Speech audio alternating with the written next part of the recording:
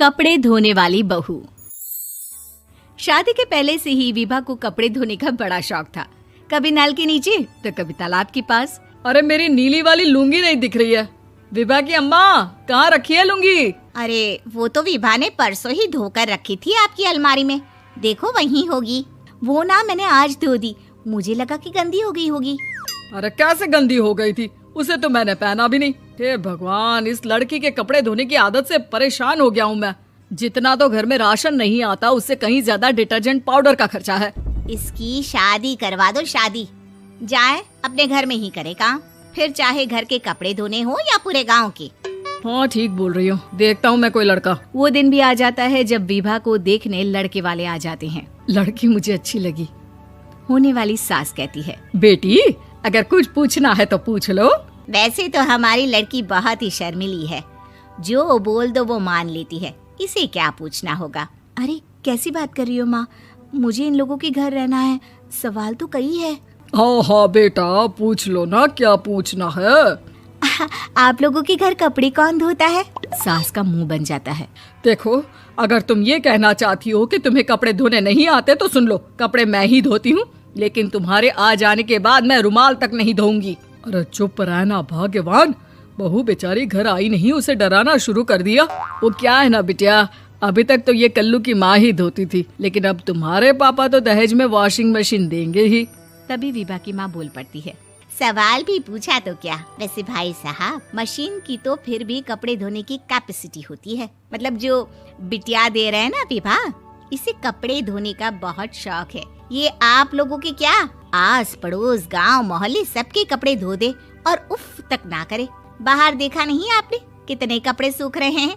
सब हमारी बिटिया ने ही तो धोए हैं। बस भी करो ना माँ, शर्म आ रही इतनी तारीफ सुनकर। और तो और एक दाग निकाल कर दिखाओ तो मान जाऊं। हाँ अच्छा, माफ करना बेटा, मैंने गलत समझा। हमें तो रिश्ता बहुत पसंद है। और ऐसे जुड़ जाता है रिश्ता कपड़े धोने का शौक रखने वाली विभा का। उसकी शादी हो जाती है कोयला फैक्ट्री में काम करने वाले कल्लू के साथ। शादी के बाद अचानक विभा चिल्लाती हुई सास के पास आती है। सासू माँ, अरे सासू माँ कहाँ है आप? ये तो धोखा है, धोखा दिया आप लोगों ने मुझे। इसे ससुर के चक्कर के बारे में पता चल गया। अरे तो उसमें तुझे क्यों धोखा मिला है? अरे नल में पानी नहीं आता, कपड़े कैसे कब धुलेंगे?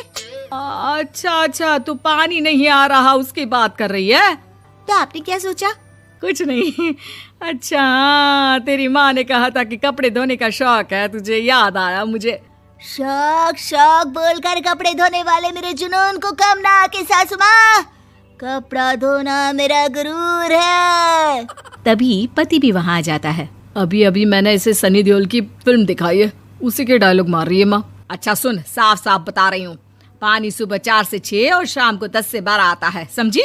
विभा टाइमिंग सुनकर हैरान हो जाती है। ये क्या भूतों का मोहल्ला है? सुबह 4 बजे उठकर कौन कपड़े धोता है? 4 बजे टंकी में पानी जाता है, फिर सारा दिन धोना ना, किसने मना किया? अरे कैसी बात कर रही हैं? 200 लीटर की टंकी में कितने कपड़े धो लूंगी मैं? सुबह ही उठ जाऊंगी मैं। अब क्या था, विभा सुबह 4 से लेकर रात के 12 बजे तक कपड़े ही धोती रहती। एक रोज सास पड़ोस से निकलकर कहीं जा रही होती है कि साथ वाली कहती है, हाँ कल्लू की माँ, जरा ये बताओ कि 2 साड़ी है, 2 ब्लाउज और एक पेटीकोट और एक नाड़े वाला लंबा कच्छा। हाँ तो? अरे तो क्या, कितना लोगी धुलाई ये बताओ। धोबन दिख रहे हैं हम क्या? हमारे पति सरकारी नौकरी से अभी रिटायर हुए हैं और बेटा सुपरवाइजर है कोयला फैक्ट्री में। धोबन समझ रखा है हमें? हाय रे कल्लू की अम्मा, माफ कर दो, वो तो मोहल्ले में यही सब बता रहे थे कि तुमने बहू को कपड़ा धुलवाने के काम में लगा दिया है। सास को पड़ोसन की बात सुनकर गुस्सा आ जाता है। वो घर पहुंचती है जहां घर के बाहर ही इतने सारे कपड़े सूख रहे होते हैं जितने कि किसी धोबन के घर पर। अरे ओ कल्लू की दुल्हन, बाहर निकल। माँ जी यहीं आ जाओ, बाथरूम में चादर धो रहे हैं हम। अरे अभी हम धोते हैं, तुमको बाहर निकलो। ये आस पड़ोस वाले बोल रहे हैं कि हम बहू से कपड़े धुलवा कर उसे कपड़ा धोने वाली बना दिए हैं। अरे छोड़ो ना माँ जी, किन लोगों की बातों में आती हो? आस पास के लोगों का तो काम ही होता है कि वो किसी तरह सास बहू को लड़ा दे। बहू सारे घर के कपड़े धोती है, ये क्या कम है? बोलिए। सास को भी लग जाता है कि वो बहू का ये सनकीपन नहीं छुड़वा सकती, इससे अच्छा है कि खुद ही चुप हो जाए।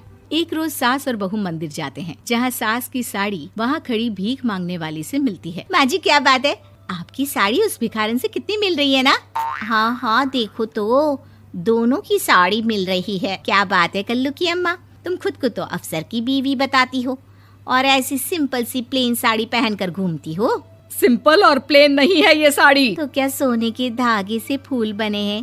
कुछ भी सासू माँ, कुछ भी।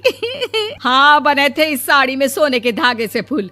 मेरे पति लेकर आए थे मद्रास से स्पेशली मेरे लिए 10,000 की। ताहे भाई साहब इस भिखारन के लिए भी सेम टू सेम साड़ी लेकर आए होंगे 10,000 की। सास उस वक्त कुछ नहीं कहती, लेकिन बहू के साथ घर आती है और अलमारी से एल्बम निकाल कर लाती है। ये साड़ी देख रही है, ये वही साड़ी है जिसे मैंने अभी पहना था। इस साड़ी में ये जो चमकदार फूल दिख रहे हैं ना, ये सोने के धागों से काढ़े गए हैं। लेकिन तू लोकल वॉशिंग मशीन ब्रश से घिस घिस कर सारे फूलों को निकाल कर साड़ी प्लेन कर दी। मुझे माफ कर दीजिए सासू माँ। और तो और, जब मैंने तुझे तेरी गलती के लिए कुछ नहीं कहा, लेकिन तूने तो सबके सामने मेरा मजाक ही बना दिया। क्यों? बहू को समझ में आ जाता है कि अब से उसका कपड़े धोना बंद।